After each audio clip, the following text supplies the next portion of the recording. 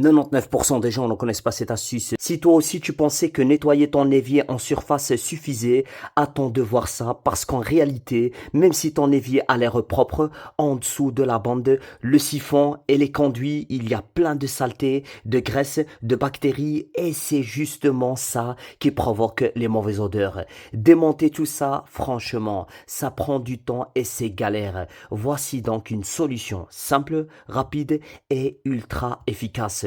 Tu prends un verre et tu le remplis avec du vinaigre blanc.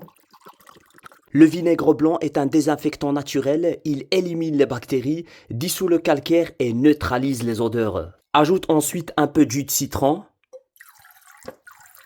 Le jus de citron, il dégraisse et laisse une odeur fraîche. Verse ensuite une cuillère de bicarbonate de soude directement dans la bande d'évier. Le bicarbonate va décoller les résidus, nettoyer en profondeur et absorber les mauvaises odeurs. Et puis tu ajoutes un peu de liquide vaisselle par-dessus. Le liquide de vaisselle va attaquer les graisses accumulées dans les tuyaux. Et maintenant tu verses le mélange vinaigre plus citron.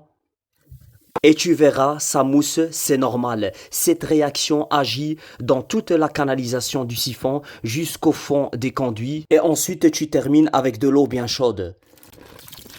Résultat, plus de saleté, plus d'odeur et des canalisations propres et fraîches. Teste ça et tu verras la différence dès la première utilisation. Alors, dites-moi qu'est-ce que vous en pensez dans les commentaires. Merci, au revoir.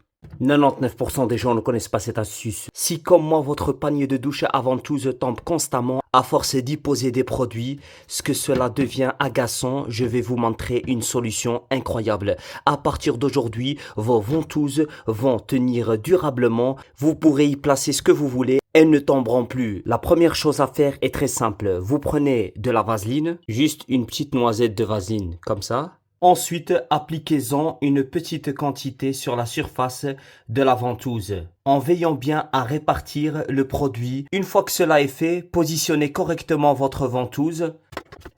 Voilà, je prends le niveau. Et puis appuyez fermement pour assurer une bonne adhérence. Et regardez le résultat, c'est impressionnant. Grâce à son caractère gras, la vaseline améliore considérablement l'adhérence. Habituellement, les ventouses finissent par se décoller avec le temps, mais avec cette astuce, elles restent solidement fixées. Cela agit presque comme une colle et garantit une excellente tenue dans la durée. Depuis que j'utilise cette méthode, je n'ai plus aucun problème. Franchement, c'est une astuce simple et vraiment efficace. Et après, vous pouvez mettre tout ce que vous voulez. Ça tombe pas. Vraiment, c'est génial. Alors, dites-moi qu'est-ce que vous en pensez dans les commentaires. Merci. Au revoir.